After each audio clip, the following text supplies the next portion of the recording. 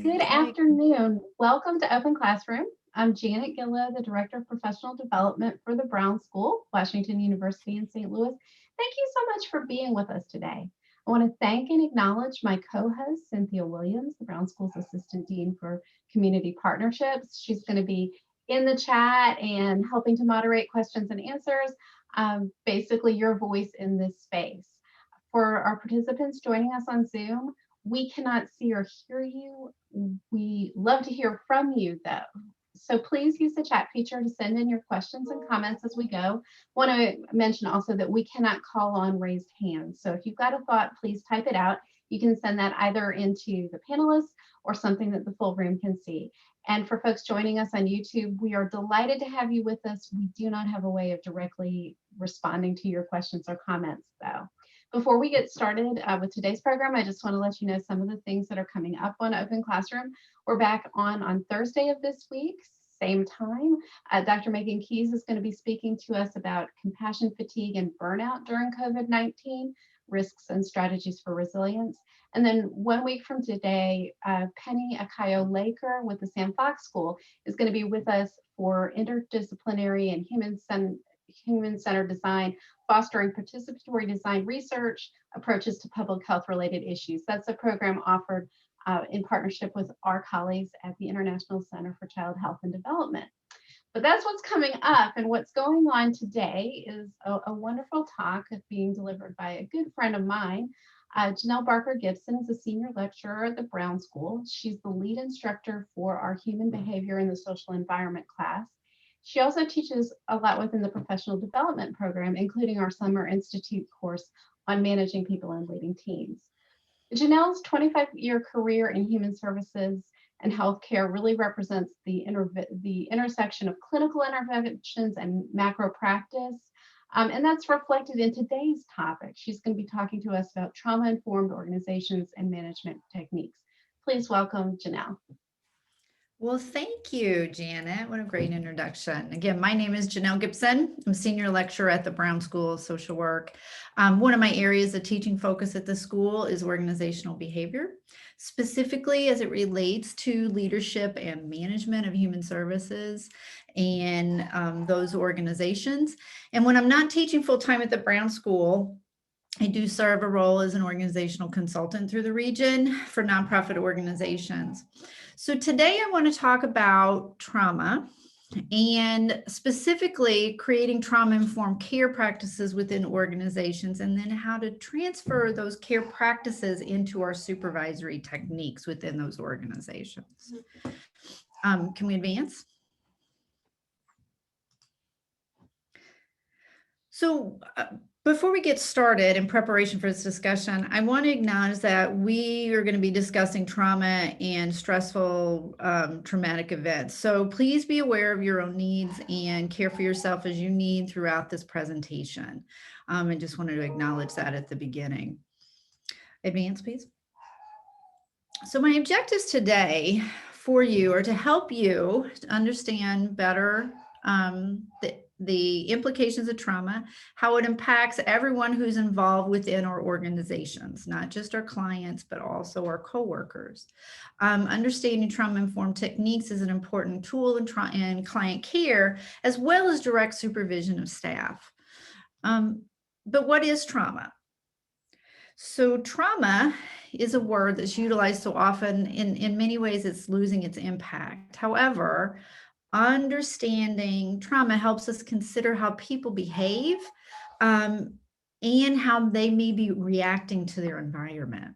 Sometimes experiences or environments that we personally may not see as a big deal are actually a huge deal to someone else. And what we may not see on the inside of others are ways that they're interpreting their environment based upon their own lived experiences. And so we may not feel the neurological or physical or emotional or cognitive effects that others have based on these experiences, but they're very real to them. So to discuss trauma, we have to consider trauma as a biopsychosocial experience, and that it's related to overall behavior as well as personality traits. And so in our talk today, we're going to discuss a bit of the science of brain trauma and the behaviors and beliefs that one experiences post-trauma, and ultimately how this is a very important consideration in how we structure our work and how we work with others. Can we advance? So I don't know if you've ever been in this place, but there are times when I have to ask myself, what is wrong with people? Okay. And this has certainly come up more in the COVID environment. And because we just have more opportunities just to even ask this question, why aren't people wearing masks at the grocery store? What is that guy's problem? And it seems like right now that people are taking every opportunity possible to express their frustrations and violate boundaries and challenge social norms. Right? Certainly this is frustrating, and personally, and it shows up in our organizations professionally, and it creates a real challenge for us to be the empathetic and compassionate people that we are. So I'm asking you to consider perhaps a different way, if you could advance, to think about how we do our work. Okay. So sometimes I highlight this in class is that research shows that people can be difficult. Okay. And if we acknowledge that, we're really kind of building the base of the trauma-informed lens, right? So taking this lens encourages us to take into consideration that people show up with a complex set of characteristics from their biology, from their cognitive perception, and their experiences in the social environment. And this helps us understand that we can move away from a reactionary place of what's wrong with people to really toward a place of curiosity. And I often tell my students, especially who are pursuing mental health, that good practitioners are curious people, right? And so that allows us to start thinking about what has happened to people. And so the goal of our talk today is to consider ways that we can use this lens in our work within organizations and our work in supervisory spaces.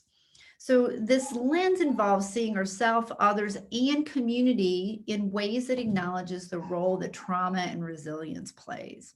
So as you begin to understand the prevalence and impact that trauma has on individuals and organizations and communities, you might begin to find that you're becoming more observant of behavior, more purposeful, less reactionary, and perhaps even more tolerant of those people around you. Now, I want to encourage you, though, to remember that this trauma-informed lens is more like glasses than it actually is like LASIK surgery. Okay. So there will be times when we won't wear them, like maybe when you drive home from work today or somebody cuts you off. You may not be thinking about what happened to them. But the more we begin to use a trauma-informed lens within our workspace, the more we become dependent upon those questions and curiosities to help us understand the world around us. Okay, so Janet, if you could. So let's define trauma. So trauma and violence are widespread, they're harmful, and it's costly to public health, right? So if you can see here on our screen that the Substance Abuse Mental Health Services Administration, known by the acronym of SAMHSA, describes individual trauma as resulting from an event, a series of events, or a set of circumstances that is experienced by an individual as physically or emotionally harmful or life-threatening, and that has lasting adverse effects on the individual's functioning. Okay, so as defined here, trauma has no boundaries as it relates to age or gender or socioeconomic status, race, ethnicity, sexual orientation. The unfortunate reality is that trauma is a common experience for adults and children in America.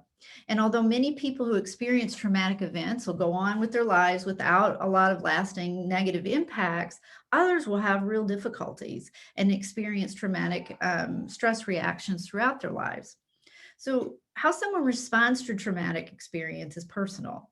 And the research shows that traumatic experiences are associated with both behavioral and chronic physical health conditions, especially those traumatic events that occur in childhood.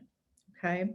Substance use like smoking, alcohol, and drug use, and mental health conditions like depression, anxiety, and PTSD, risky behaviors, all have been linked to traumatic experiences.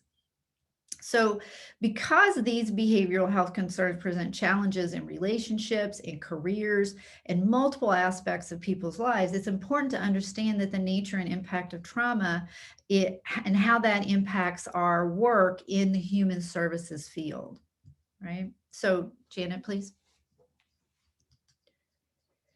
So I'd like to kind of break down this idea of trauma even further than, so Santa talked about individuals experiencing trauma, but I'm going to expand on this idea just a little bit.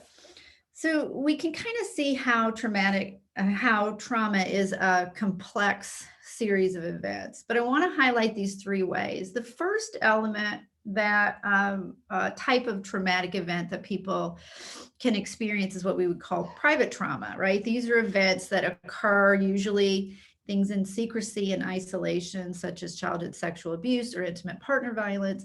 And these are events that often involve elements of trust and power differentials that impact people's ability to feel safe in their environment. Okay.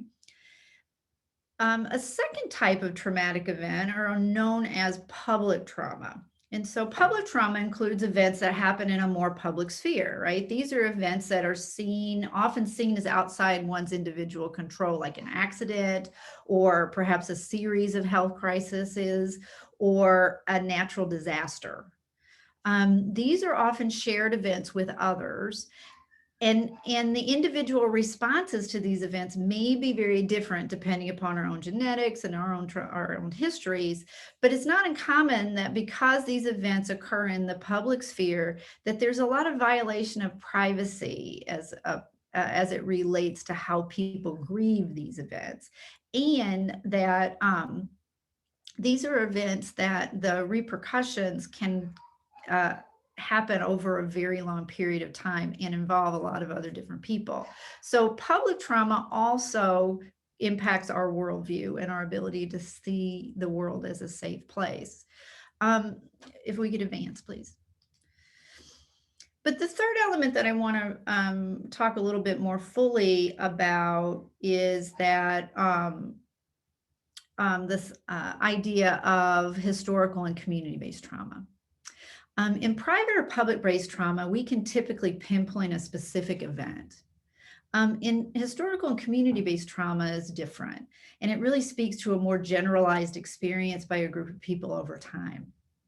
For example, as I sit here in St. Louis on the grounds of the indigenous Cahokia people and their descendants, the Osage and the Illini, I acknowledge the historical devastation that colonization caused for these people. The ramifications of this atrocity are still present for their descendants.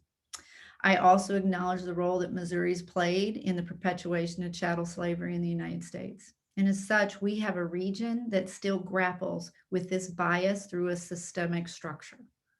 And as a result of our socialization, we absorb the pain of those who teach us who we are, and we absorb the narratives of those who try to tell us who we are and what happened to our families and our history, so they can avoid feeling the compassion that it takes to address this type of trauma. So generational and community-based trauma may be even more invisible to us depending upon our identity. And it's very real in the lives of historically oppressed people. And so these three elements really kind of round out this idea of how people can experience trauma and how complex trauma actually is in our world. If we can advance. So I want you to think about the trauma response in and of itself as kind of like an iceberg. So we see or maybe acknowledge an event, but we don't see what necessarily occurs underneath. So an event is a response that is a is the real or perceived threat of physical or psychological harm. And it's important to acknowledge that it can be a real threat or it could be a perceived threat to harm.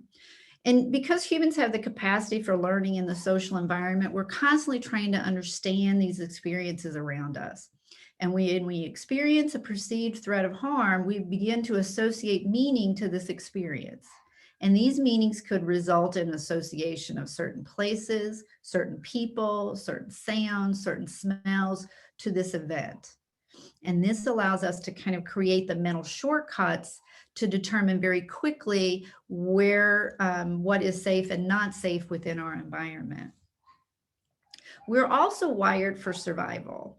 And so as such, our brains and bodies are going to respond in a variety of ways to assure our safety. And these are often ways that we don't consciously control. And so when an event occurs that we've determined is a threat to our survival, our evolutionary instincts take place and take over, and our bodies react at a biological and cognitive level. So consider this saying that neurons that fire together wire together. In the trauma response, these elements of association become more connected in our brains, and then we create, again, these heuristics, it's called, or mental shortcuts, and apply it to our memory so that we can work to avoid future threatening events. Our brains are really good at this, and often we don't even realize that it's occurring. Could you advance, please, Janet? So what brain science has helped us to kind of understand is that different parts of our brain respond differently to threats of harm. So the elements of our lower brain, or what we would call our reptilian brain, become more active, and elements of our mammalian brain or our thinking centers become less active when we are experiencing a traumatic event. So in short, a real or perceived threat in our brains allow our brains to adjust to a survival mode of operation. And so as you can see here, that the elements of the mammalian or upper brain, the prefrontal cortex, the cingulate gyrus, and the hippocampus begin to move into a lower state of functionality, which can limit our decision-making, our judgment, our impulse control, and our memory. In children, you can see how this would make an educational environment more difficult. In adults, you can see how this would lead to poor decision-making and impulse control, and how that might relate to jobs and relationships and adulting as a whole, if you will. So simultaneously, while our mammalian brain is becoming underactive, the area known as the insula is becoming flooded and therefore impaired. And this part of the brain is really responsible for our autonomic nervous system, as well as this experience called introception. And introception is how we interpret information from our senses and how we make decisions with that information, right? It's the beginning step of the decision-making process. And so when the insula becomes flooded and unable to function properly, we start to develop difficulties in processing sensory information. We also have difficulties in our own self-awareness and in elements of social functioning like empathy and compassion.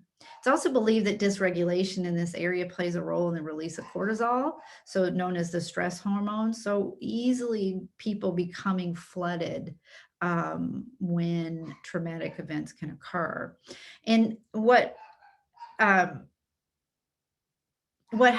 becomes really active though, when we perceive a threat in our environment, is our amygdala. And this is just a complex little portion of our brain that takes a stimuli from our environment and triages, as I would say, that stimulus where it needs to be sent. And that stimulus, if it's determined to be of a threatening nature, the amygdala begins to fire rapidly and evaluate this threat and activate our primal survival instincts. This is what's known as the fight or flight or freeze or fawn response.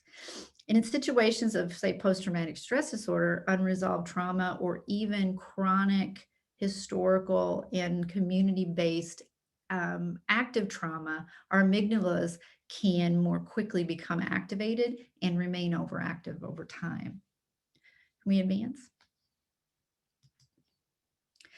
So as you see here, I want to highlight the response center. So I want you to consider while you're looking at the slide, you're camping in the woods with your family or your friends, and in the middle of the night, a bear approaches your campsite. Or in my case, it would be a snake, a really big snake.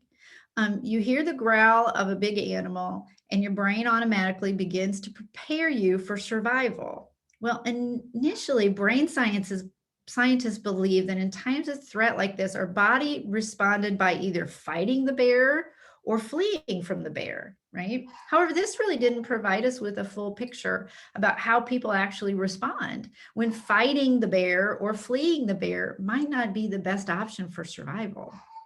So consider that our autonomic nervous system is made up of two functions.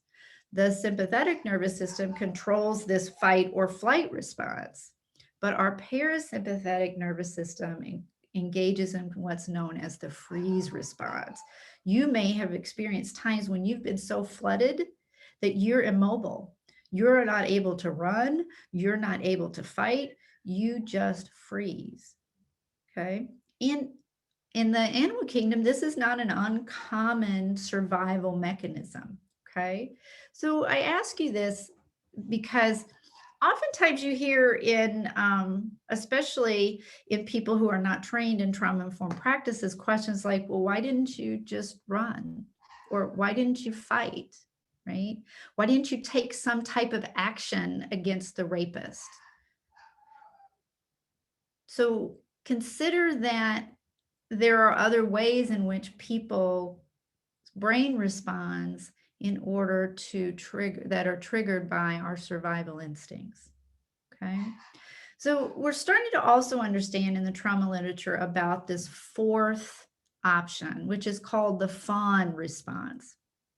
And this response is more of a learned response to traumatic events. And this often occurs at young ages and creates another form of survival mechanisms, which is the avoidance of conflict. Okay. If in environments where conflict occurs, often the fawn response enables, say, a child to become people pleasing and avoidance of conflict and to go along to get along as a response that they see as a survival mechanism. Now, this may not traditionally be part of our lizard brain response system, but it is a survival mechanism all its own. Even if we don't understand what the originating event is that triggered this behavior. So if we accept that humans are wired for survival kind of at our evolutionary base, it helps us to more fully understand how the impact of trauma and traumatic experience have on how we function and behave. Janet, could we go to, do we want to stop for questions or do we want to hold those to the end, Janet? Let's go ahead and finish the prepared comments and then open it up for dialogue after. Okay, wonderful. So thank you. So you may be wondering right now, what in the world does this have to do with organizational behavior and management? But I truly believe that understanding the impact that trauma has on human behavior helps us design better programs and services for our clients. It also helps us improve our organizational efficiency and effectiveness. So consider this. So the data that was gathered from the original ACEs study, which really began to highlight the impact of adverse childhood events on a population. That study originally occurred in the mid-90s. And it was estimated after the results of that research came in that approximately 50% of the population that was surveyed had experienced at least one traumatic event in their lifetime.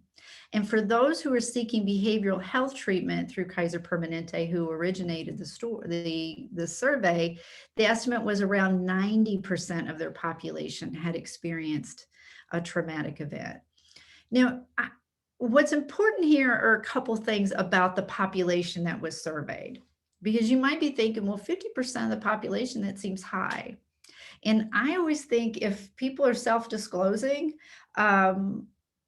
traumatic events, oftentimes those numbers historically are lower, right, in the research. And so I also want you to think about the impact of time and who was surveyed.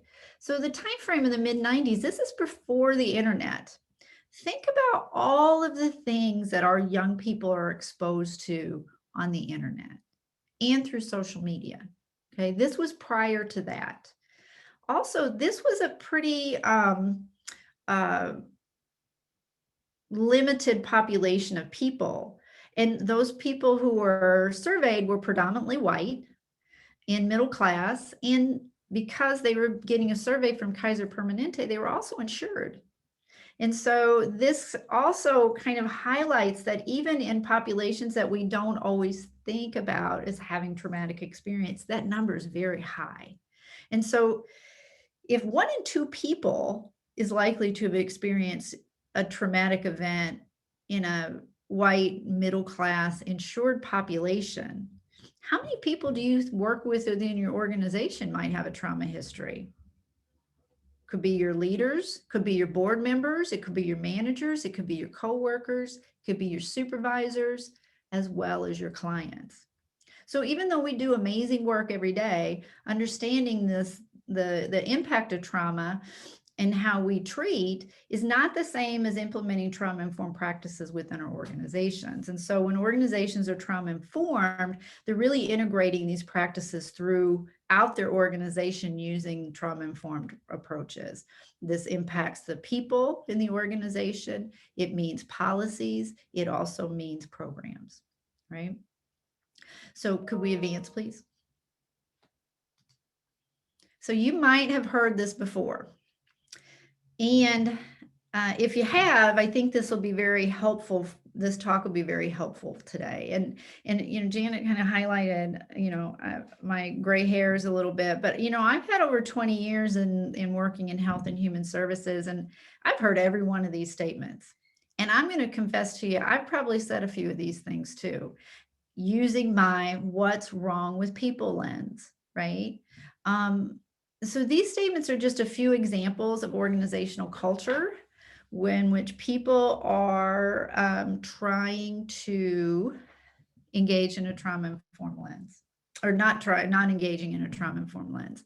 And so some of these statements are really indicators of secondary traumatic stress in your organizations, in that people within your organizations are getting really burnt out, and that there may be opportunities for organizations to change policies, procedures, and programming in order to address that. Can we advance, Janet? So SAMHSA has outlined 6 clear principles that define the trauma-informed approach for organizations. Now, as you can see, this is not a program itself. It's not a framework of operation. It's really a set of values that an organization can strive for in creating a culture, and that can implement throughout their organization. So to fully engage in this approach really requires assessment and evaluation at an organizational level, and a willingness toward ongoing quality improvement. So shortly, I'm going to identify the way and break down these individual practices and how you can align your management strategies to better fit within these 6 guiding principles. Will you advance, please? So the basics of trauma-informed care practices in organizations, whether we're working with clients or whether we're working with each other, are the 4 R's, okay? And so it's realizing that the impact of trauma has on our organization, and that there's treatment and resilience available. Recognizing the signs and symptoms of trauma, not just in our clients, but in our coworkers and our employees. Responding to trauma-informed policies, procedures, and practices, and assuring that those are out in your organizations, and then resisting approaches that further traumatize our clients and our staff. Okay, if we can advance, please. So people come to work as a whole person. I mean, that's the bottom line is that the most people, including myself, to be frank, have a difficulty compartmentalizing our personal environmental stressors from our work-based environmental stressors. And as we kind of talked about, our bodies are going to react the same way to both, right? If there's perceived threats or harm in either of those environments, we're going to react the same way. So we often don't just walk into work and let our home life go. So in organizations, specifically in organizations, it's really important to acknowledge that the work of the organization will likely re-traumatize individuals who already have a trauma history. This is the work that we do. And it may create trauma in individuals who don't have a work history or don't have a personal history of trauma, right? The work that we do is hard, and it requires us to bring our whole person to the job. Now, if we think about our work in this way, this is kind of a mind shift. So it's not really if an employee has a triggering event at work or experiences secondary traumatic stress. It's kind of the understanding that when this happens, we need to have the right supports in place in our organizations to normalize the impact of trauma and to allow for the appropriate levels of self-care.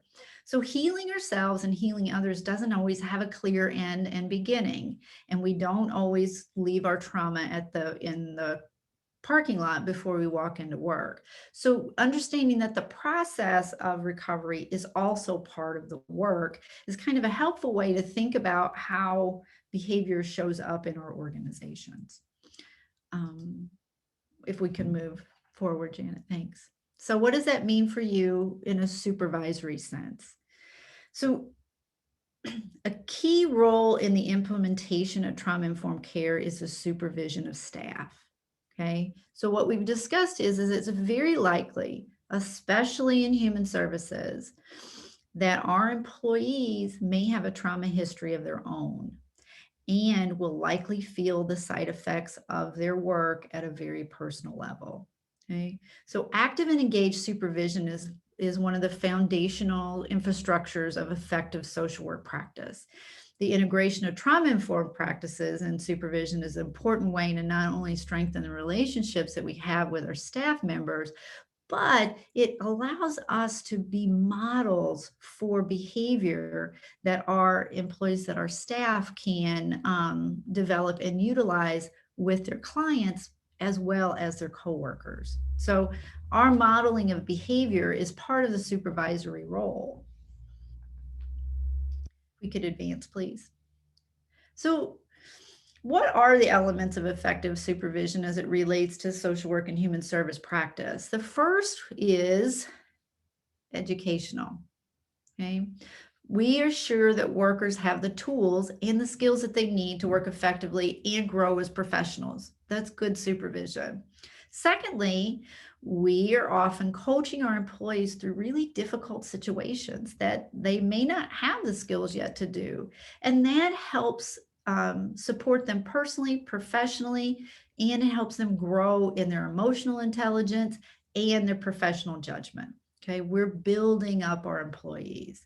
And lastly, we're ultimately responsible for work getting done and making sure that the work that gets done helps drive organizational success, efficiency, and effectiveness. And if we do this and do this well, we're really considered very effective in our work. And that sounds wonderful. And that sounds like a really noble goal. But our employees don't show up being always in a space where they're open for coaching, whether they're ready to be educated, or in a space where they're performing at 100%. And so they often show up with challenges that we don't see, and that can greatly impact their performance.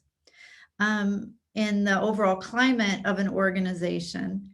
And so this can come from their own traumatic histories. It could come from elements of historical or cultural or generational trauma.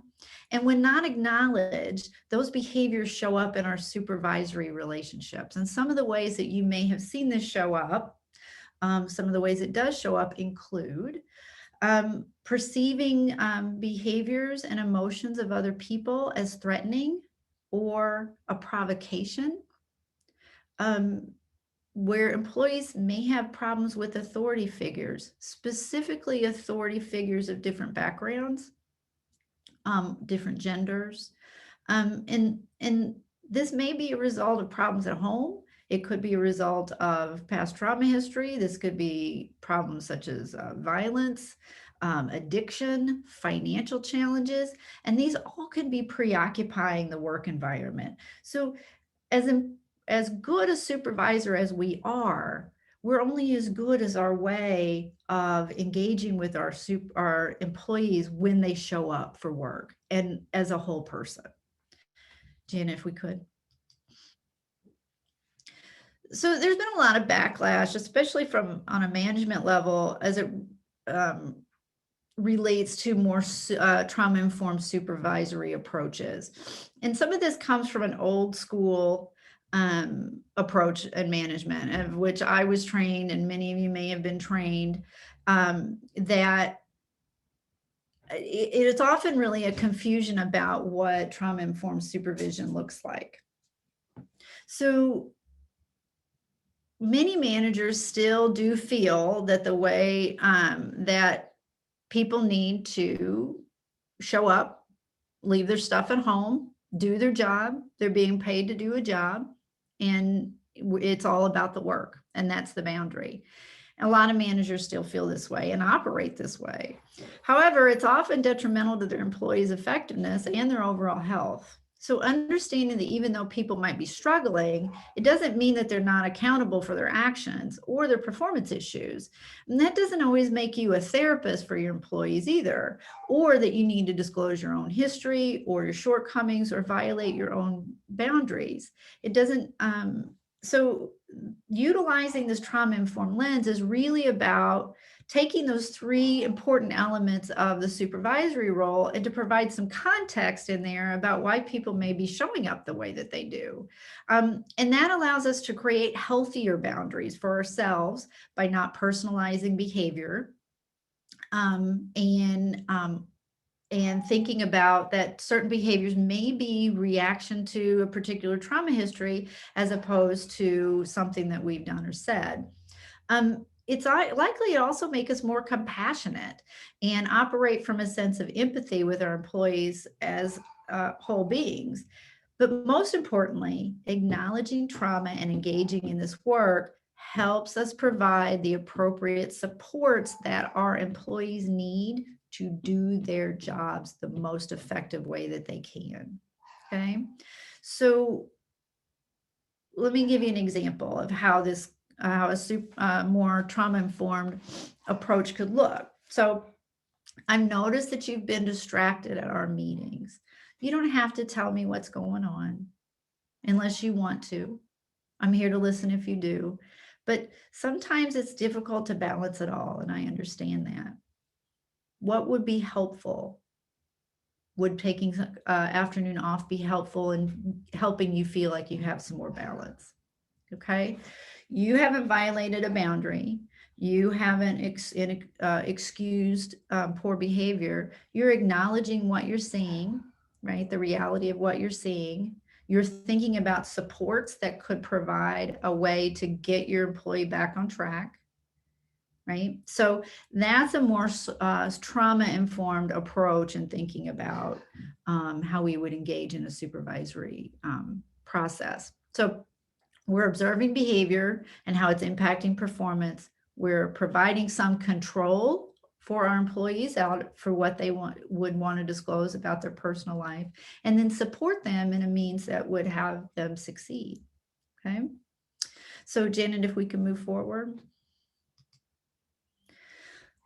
One of the most important things we do as a supervisor is to be mindful of the elements of secondary traumatic stress and burnout for employees, especially employees who work daily with clients who are experiencing trauma. Again, it's not an if, it's really a when, and we have to plan for the when, not the if. So secondary traumatic stress is often used as an umbrella term to describe what we would call emotional exhaustion and powerlessness. And vicarious trauma occurs when repeated exposure to trauma of others changes the way we look at the world. Okay, so there's a lot of definitions there, but as you can see on your screen, when individuals really hear about trauma firsthand in the experience of other people, it often has a re-traumatization effect on them. Over time, this can lead to what's known as compassion fatigue and just complete depletion of emotional and physical reserves in such a way where people can no longer do the elements of self-care that they need to recover. Sometimes our employees don't really understand what's happening to them or why this is impacting their work, and they may not even acknowledge that it's impacting their work. So researchers have kind of discovered that helpers in general, helping professions in general, when they're overtaxed with their work, begin to show symptomology that's very similar to their traumatized clients, okay? And these symptoms can negatively impact the workplace and create a toxic work environment. It can put other workers at risk. It could put other clients at risk. And workers then become more at risk for numbing behaviors like alcohol use, overeating, overspending, etc. And so supervisors are really key in normalizing that secondary traumatic stress is whether we say a part of the job, but is likely to occur as our employees do this work of helping. So burnout, though, is a very different problem. So burnout is an organizational problem. So we have situations where we have employees that are experiencing secondary traumatic stress in environments where they're already overtaxed and overstretched, or personal lives that are often overstretched in combination. And this leads to what we know as burnout. And so being in an over-demanding and under-supported environment makes workers more susceptible to experiencing secondary traumatic stress. And individuals experiencing secondary traumatic stress within organizations often can lead to burnout of others, okay, because of the needs that they need in their trauma response. And so you can think about secondary traumatic stress as oftentimes initiating with a case-specific example. Burnout is something that is happening over a longer period of time. Okay, so ways that we can think about burnout is helping people think about rotating their job, right? Or their locations for their jobs, maybe working with different populations, varying up their caseload so it may not be quite as heavy on certain types of client work, changing positions, getting involved in special projects where they're using their experiences to inform and train other people. Those are some ways in which supervisors can really engage in that work, okay? And it's critical. Janet, if we could move forward. So in the interest of time, I want to talk briefly about how some specific elements of supervision can relate to the guiding principles of our trauma-informed care. So as it relates to safety, from a supervisory perspective, examine your own personal style of management and supervision. Ask other people if you are creating an environment that helps people feel safe, is trustworthy, is transparent, that follows the guidelines, and take that feedback to heart and adjust as necessary. You know, one of the most critical things that we can do to create a safe and trustworthy environment for our employees is to communicate clearly with purpose and consistency, because surprises and unexpected activities are often triggers to the trauma response. And you would be surprised at how that type of consistency puts people at ease, especially employees in the work environment. Next slide, please. And so we've talked about that people who've experienced trauma have learned in the environment that those people around them are not trustworthy and they have to fend for themselves. And so this often manifests in the way that people show up in relation to power and authority in their lives.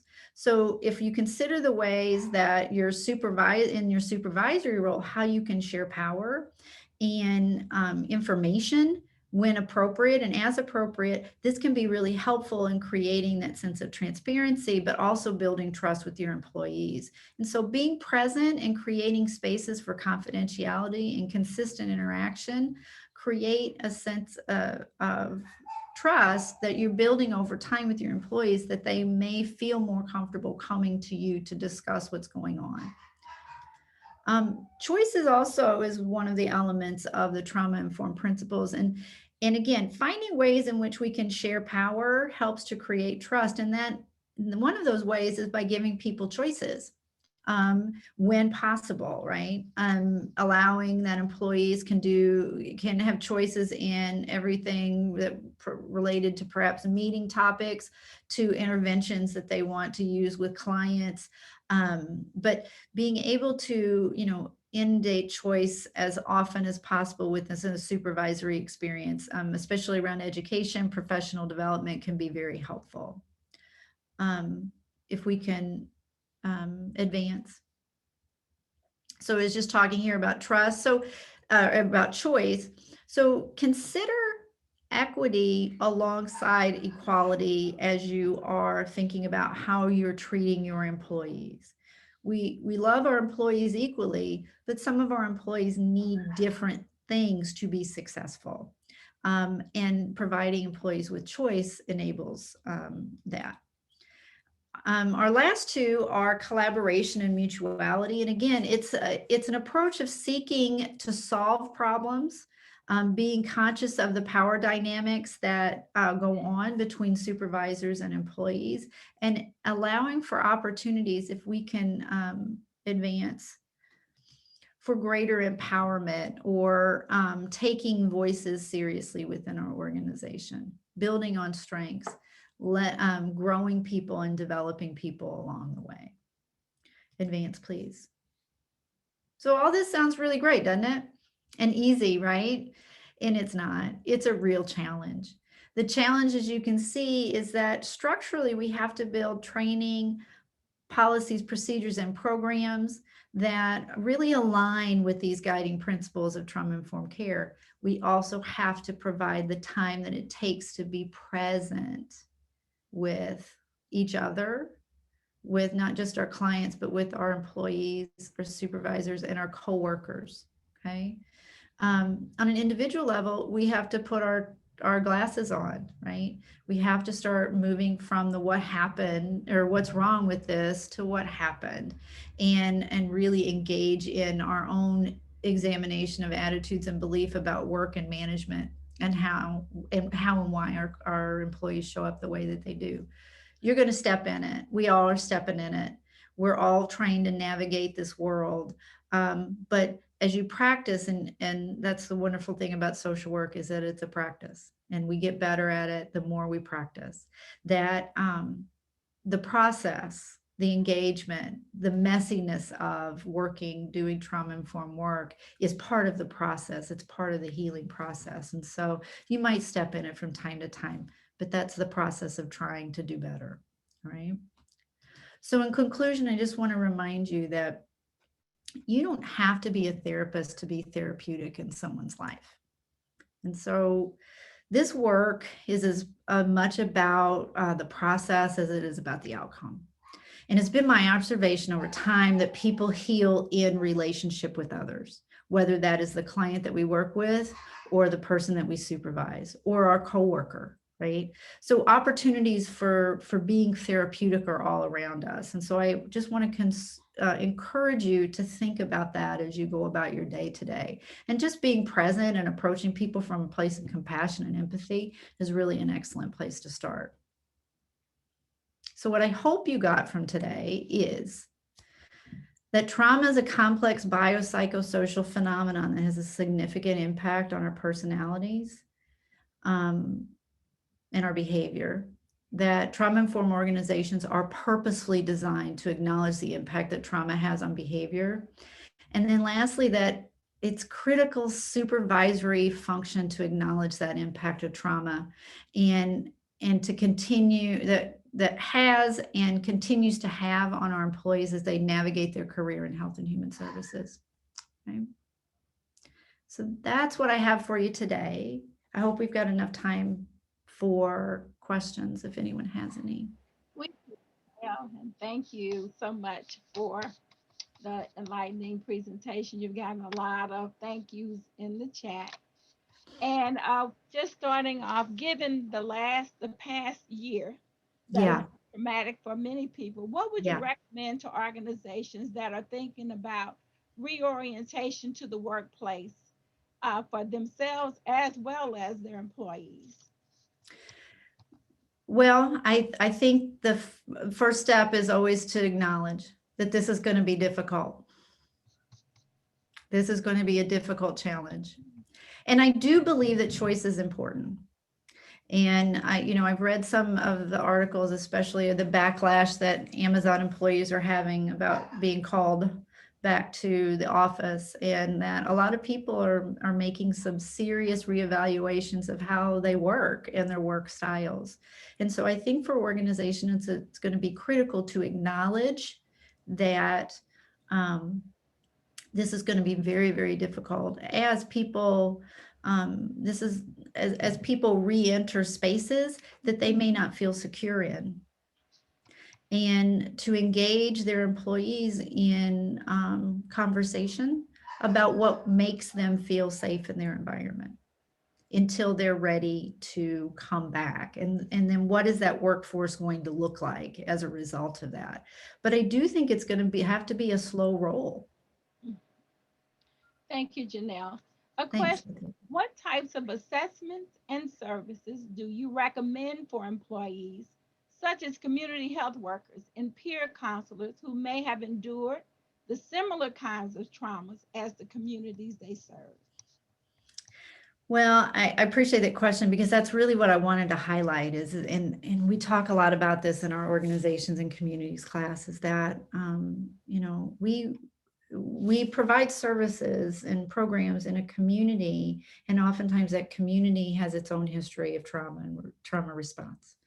And again, I think I always come back to the acknowledgement is that, yeah, this is what's happened. This is, we have, as I talked about in St. Louis, we have a system of structural racism that's built into the way that we do business in the region.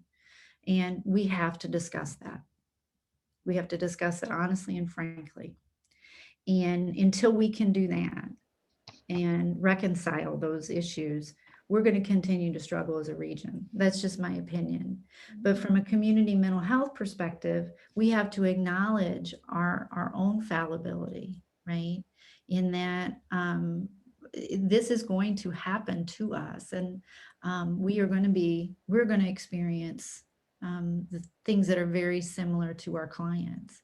And so in our organizations, to acknowledge that our employees are as much impacted by community-based trauma as our clients are, means that when really important things happen in the community, like the Stockley case or the Stockley verdict, or the Wilson trial and those elements, is that people need the time and space to heal from that as employees, to be able to serve the clients that are also struggling with that. So as far as particular assessments and specifically, I think that the best assessment is acknowledgement at this point. I don't necessarily have any kind of formality to provide you with, but I do think that SAMHSA has an amazing amount of support. The Substance Abuse and Mental Health Services Association has an amazing level of support on their website for engaging in trauma-informed organizational practice and structure. Thank you, Janelle. Early in your presentation, you talked about public trauma, private trauma, but one of our audience members asked about public individual trauma. Can you speak to that? I'm going to extrapolate, meaning things like like public humiliation. I would assume so. Okay. That was as far as I could go with it. Yeah, and that is certainly a real experience that individuals have that challenges their ability to trust that the world is a safe place. And what's so a little bit different about that public experience is that, as opposed to a private secrecy behind closed doors and acknowledges when those elements occur in a public sphere, it's very hard to not only trust people but trust in the world, and it completely can change the way that you see yourself, your own identity, and operate in the world. It's a very devastating experience. This is not a question, but it is a reflection I think is important. The audience member said, I was not allowed to bring my whole personality at work. There was no real empathy or communication, and I felt re traumatized by all the personal disconnection around me. Teaching nonviolent communication or something similar would be helpful in any organization. Do you have an opinion about that? Well, my thought is about that is that's a hard environment to work in, regardless, right? We talk a lot about at the Brown School about the history of the terminology of professionalism and how that is a colonizing word to start with. Is that often is a professionalism is often something that's been defined through the white male, often militaristic gaze, if you will, that excludes people outside of that, those identities. But what we talk about a lot around professionalism is how we're able to show up to be helpful, and the encouragement that organizations can provide that allows us to show up and be helpful. And when organizations aren't providing that space in which to do that, then it's very easy for employees to burn out very quickly. And so I'm not sure if that's, as far as my opinion on that. I think that for those of you who are out in the job market, I think those are some questions to ask as you look for work in the future, but also some ways in which you can suggest some ways of doing business a little bit differently that are more inclusive to the needs of a variety of people and their lived experience. One of the ways in which we create trust is to acknowledge that there are multiple truths and multiple lived experiences that people are bringing to the workplace. And I'm going to combine with our last couple of minutes a couple of questions that seem to have some connectedness. The question is, the process of building a trauma-informed organization is quite a long process. Yes. What would you prioritize as first steps? And how would you present this information to a resistant supervisor? So I always think that organizational change has to have a sponsor, if you will. Is that there's a great idea that comes up, and there has to be someone who is in a position to lead, to leverage their power and authority in which to create that change.